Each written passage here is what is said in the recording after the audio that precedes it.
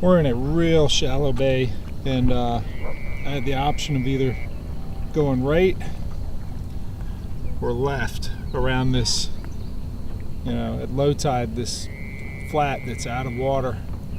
And all I was doing is looking at and this is the same thing I'll do on the river to figure out, what my best path. Look at the floating debris. Look at the stuff that's kind of floating along, and look at the plants. Which direction are those plant stalks pointing? That's always going to take you to your deeper water.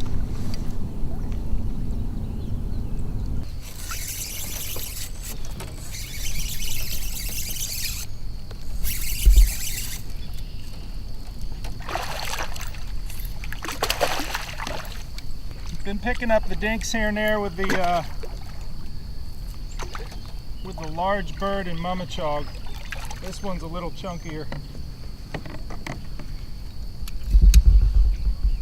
It's just a matter of time before we get something huge. I got it rigged on the 1/8 ounce dragon head. Thing's got shoulders. I'm standing up so I can target the wood. We've been picking them off of wood as the current's coming in. Just eddies on the backside of any of these stumps or isolated pieces of wood. When you're sitting down, you don't see them until you're right on top of them. So you stand up, you get to keep your distance and deliver a nice precision cast to it. Pull it over it and wait for the thunk.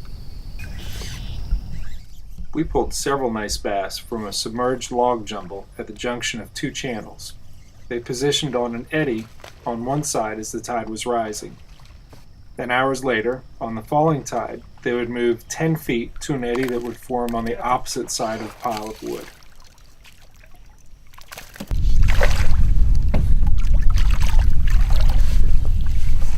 I've caught countless ones like this today. Another 17-incher on the large bird and mummichog, 1/8 ounce dragon head.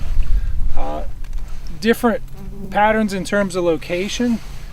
These are coming from out in the middle of this bay. It's about 3.5, 4 foot, depending on how close to shore we are. I'm not right out in the middle, mostly because of the wind. I think there are fish out there.